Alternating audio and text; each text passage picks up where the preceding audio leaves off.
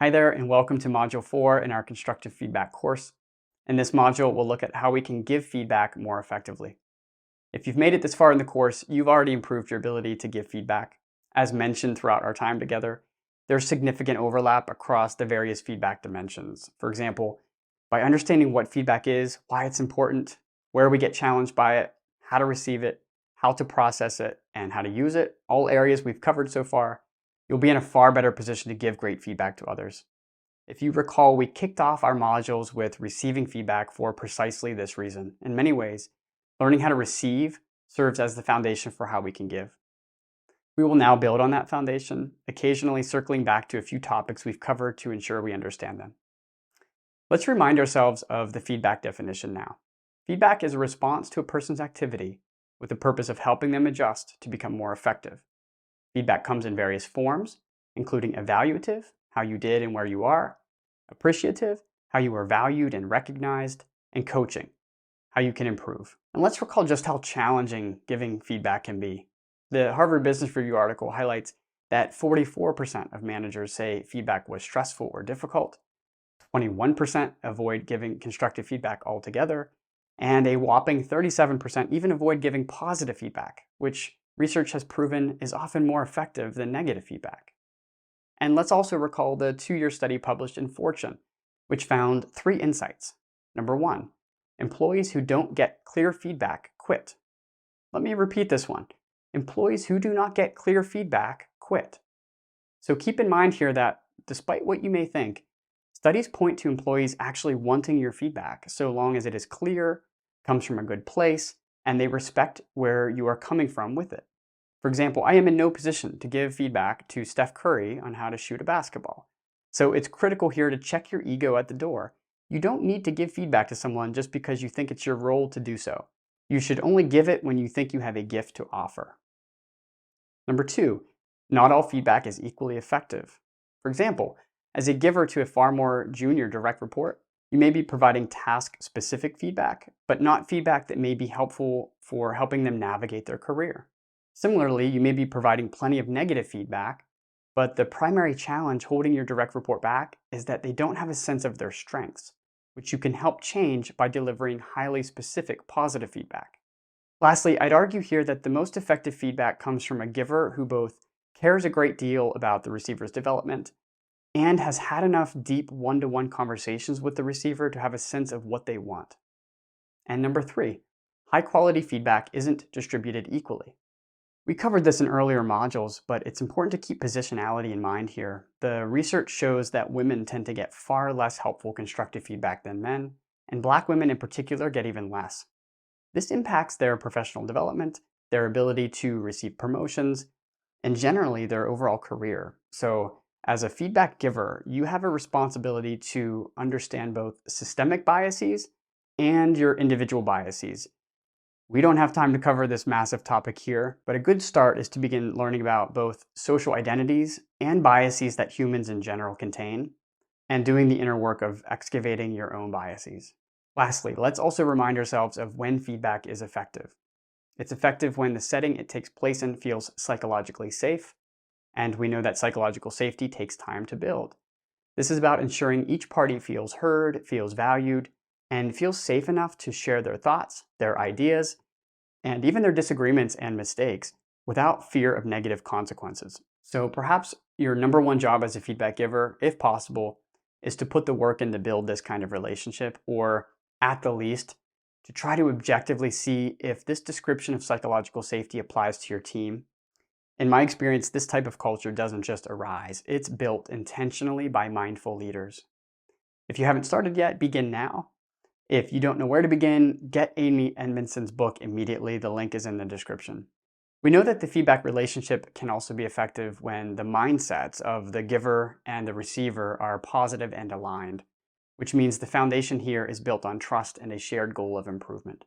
Lastly, we know that feedback can be effective when it goes beyond calling out a past behavior. In fact, based on our definition, that actually isn't even feedback. So the kind of feedback we're talking about is by its nature constructive. That is, it's pointing to a past behavior, but also lighting a torch to help point towards future improvement. As we highlighted earlier, telling people they are missing the mark is not the same as helping them hit the mark. And lastly, we know feedback has a chance to be effective when the feedback giver grants the receiver time to process it and even helps them integrate it into their workflow.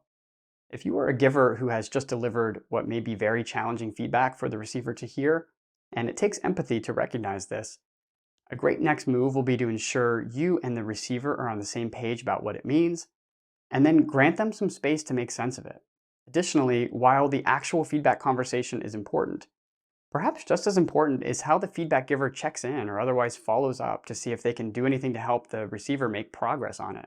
And as we covered, we know feedback is most effective when it falls within the learning zone of our matrix here. Remember to consider the axis.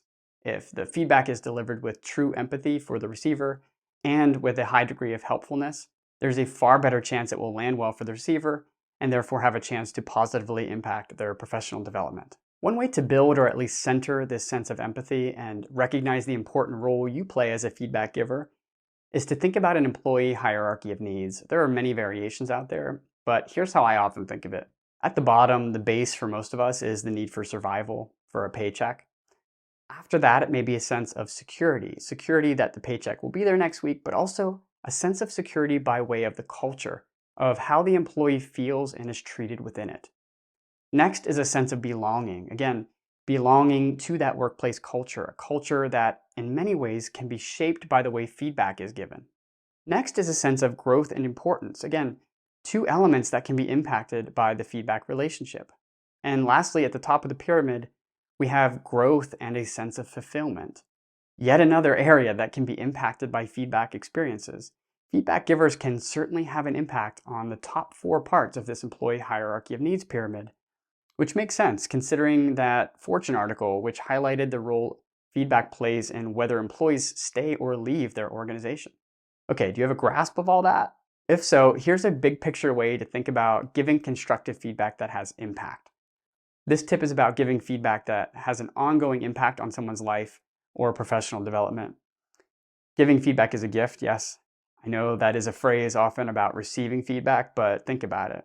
As a feedback giver, you have the immense honor of shaping the direction of a person's improvement, even their entire career. As that last part should have suggested, giving feedback is also an immense responsibility. As such, it can be helpful, especially when preparing to give feedback in a planned feedback session, to think into the future about not only how you hope this feedback will land, but also what the feedback receiver may be able to do with it. I'll repeat, feedback receiver. So I think about this as impact after receipt, IAR. It's a concept I came up with that is inspired by the National Football League metric of yards after catch, YAC or YAC. As it sounds, this metric is about how many yards a football receiver gets after they've caught the pass. Well, it can be easy to think about this as purely the receiver's speed or skill in outmaneuvering those trying to make a tackle. Many other elements are at work here. One element involves the quarterback, who had to throw a pass in such a way that the receiver has a chance to do something with it. Often this means the pass was thrown not to where the receiver is, but to some combination of where they are going and where they might be able to go. Think about it. Which receiver is likely to get more yards after the catch? This receiver that needs to dive towards the ground just to make the catch? Or this one, who is able to make the catch in stride and with an open field ahead of them? So think about that. The next time you step into an important feedback conversation, ask yourself, what might the impact after receipt be of this one?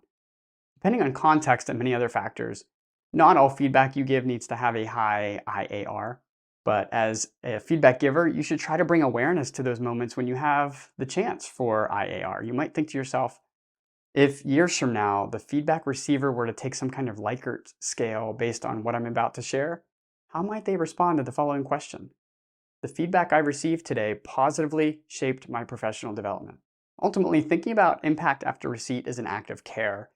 It helps us bring greater thoughtfulness to how we give. After all, for feedback to be a great gift for the receiver, it should be a gift that provides ongoing value. Next, let's talk about the profound role of positive feedback. As mentioned earlier, a whopping 37% of managers studied in one survey do not give positive feedback, despite the rather overwhelming amount of research on how doing so not only improves employee morale and performance, but helps point out their strengths so they can double down on them. In my video on taking an evidence-based approach to Debunking 5 Feedback Myths, I opened by debunking the myth that positive feedback is not helpful.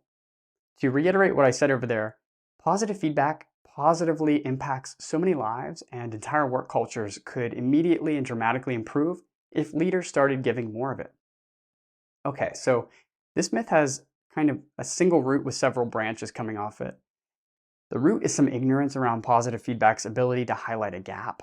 One branch, as mentioned in that Harvard Business Review article, is that many managers believe positive feedback is optional. As the authors put it, we can only conclude that managers feel that it's their job to tell their direct reports bad news and correct them when they make a mistake, but that taking time to provide positive feedback is optional. They continue on to say, "We think this is a mistake. Our research suggests that colleagues place a great deal of emphasis on receiving positive feedback and that it colors their relationship with one another even more than does negative feedback." In my own article at HBR, I wrote about how I'd spent years as an undergraduate writing student getting my papers filled with negative feedback and red pen. The feedback taught me plenty about my weaknesses. It highlighted those gaps, but I rarely received specific feedback that showed me my strengths. And if you think about it, not knowing your strengths is also a vital gap to address.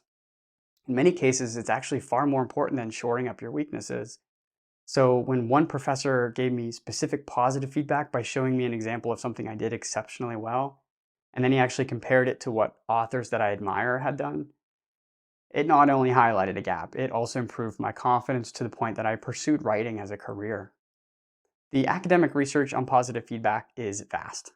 This 2020 piece here in Frontiers in Psychology opens with a description about how positive feedback has been found not only to enhance performance, and here they cite the classic 1996 work from Kluger and Denisi, but also to be an efficient intervention to manipulate self-efficacy.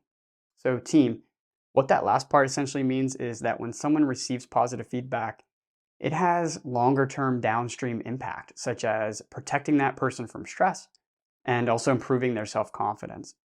The paper then goes on to highlight its own study with a sample of 102 participants, in which the results suggest something I find completely fascinating.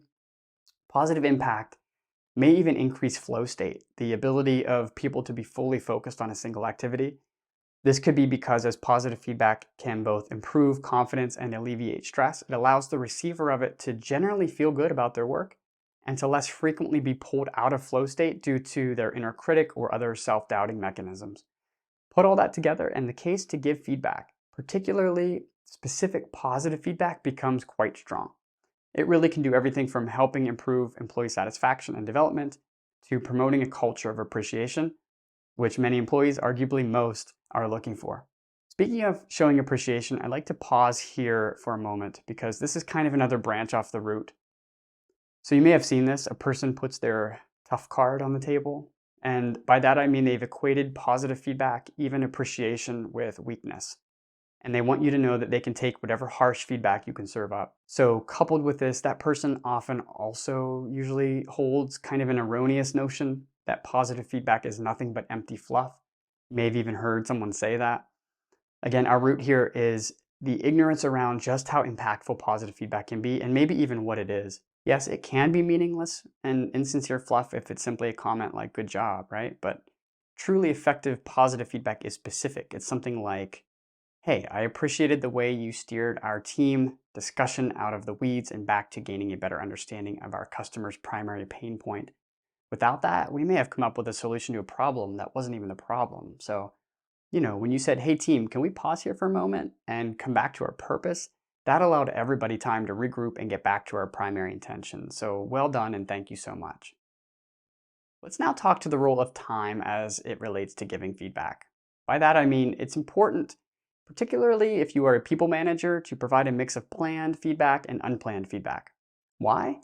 Because sometimes having a planned feedback session, whether you give a few days notice or it comes during a quarterly performance review, provides a sense of structure and long-term commitment, while unplanned feedback can provide the ongoing, in-the-moment feedback we all need to stay on the growth path. Keep in mind that feedback delivered during a quarterly performance review should never shock the receiver. There should be feedback touch points between you with enough frequency that the quarterly review can be seen as a chance to go deep, rather than surface something new. Lastly, and although these are generalities, I found these do's and don'ts about giving feedback helpful as a manager, as have many of the people leaders I've worked with. First up, do give feedback as close to the observed behavior as feels reasonable.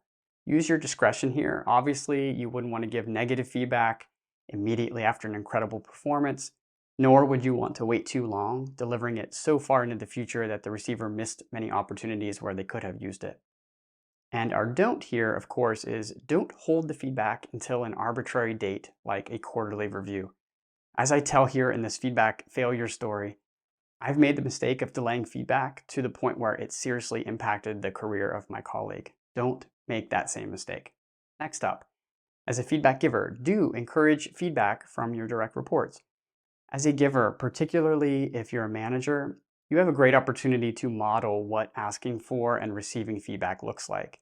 In doing so, you'll also let your colleagues who may be more accustomed to receiving feedback have a chance to practice how they give it. However, as you encourage your direct reports to give you feedback, don't pressure them to give it in the moment. Again, this comes down to your empathy. If we continue with the people manager role, recognize that there might be differences in power between you and the receiver. It may be exceptionally scary for them to provide feedback to you, as they may think whatever they say could jeopardize their relationship with you or even cost them their job. So provide them space to think about it and work to create the safest possible relationship. At the time of the conversation, you might open by saying something like, I am so grateful for your time here. I'm always looking to improve, and I'm excited to hear any thoughts you may have about how I can. Another do create a safe, empowering environment where your direct reports can ask for feedback. Again, in my experience, two great ways to set the stage here. First, to ensure you have real and heartfelt one-to-ones with your direct reports, get to know them, share a glimpse into your life outside of work, and try to make some space to talk about things other than work. Second, you can model this behavior where it makes sense, asking them for their feedback. On the don't side, if your direct report does ask you for feedback, don't feel the need to talk just to talk. If you don't have any feedback in that moment, ask for more time. Similarly, if they are asking for feedback on something that is wildly outside of your domain, state that and try to refer them to an expert you know on that topic. Another do, and this one should be obvious by now, but wherever possible in the feedback relationship, lead with empathy, helpfulness, and kindness. If you feel agitation or even anger leading the way, it may not be a great time for you to deliver constructive feedback. That said, the don't here is don't use kindness to mask direct feedback. Feedback that dances around the topic is not likely to be helpful and is not likely to be clear. As Brene Brown puts it, clear is kind, unclear is unkind. And often when it comes to giving constructive feedback, direct is often the best path to being clear. Next up, an obvious one if you've watched the previous modules, is do create time for your direct reports to process the challenging feedback. On the other side, don't expect their immediate acceptance and smiles. Many of us in the privileged position of being able to frequently give feedback have been conditioned by countless articles and even academic papers that receivers should be immensely grateful and immediately accept everything we just said. Hold those expectations lightly. In fact, it's often best to leave your expectations behind entirely and show up to the feedback conversation with an open heart and the courage to work with whatever unfolds. Next up, and this is one we often forget, do promote self-feedback for your direct reports. Encouraging and, again, modeling what it means to be a self-reflective manager can help them lean into doing the same. On the don't side, in your attempt to encourage them to be self-reflective, don't force them into demoralizing comparisons. If there's a colleague or person in the world who you think they could learn from, rather than framing it harshly like, you really need to learn from Everett. He's your same pay grade and he never messes it up like this. You can shift it to something like, I see your audience engaged when you shift attention from what's on your slides to more extemporaneously sharing your story. It makes me think you and Everett could partner up to improve each other's presentations, as I know he could use some help on the slides, and I think he may have some great tips for you on how he goes off script. Our final do here is do continue being a student of communications. That's the game we're in as feedback givers. You are doing this by taking this course. You can do this by continuing to put your feedback reps in at work, and you can do it by reading many of the great books out there, including Nonviolent Communications, Dare to Lead, Thanks for the Feedback, and The Fearless Organization, all of which I'll link to in the description. And our final don't think you're all good and that you're the feedback guru just because you read a few good books. I learn something new every day, about feedback, and I invite you to stay on the same journey. One final tip about giving feedback: it's important to consider feelings. Yes, by that I mean, how do you want the feedback receiver to feel after you've delivered the feedback? Check out this wheel to be reminded of our complexity of human emotions.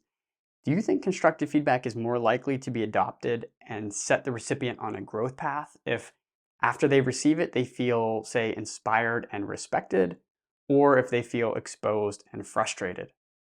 Not nearly all of what they may feel in a feedback session is under your control, but you do play a role here, and it's important to keep that in mind.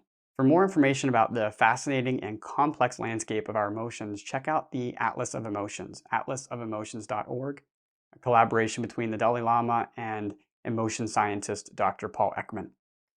Well, team, that's a wrap on module number 4, giving feedback. I'll see you over in the next module.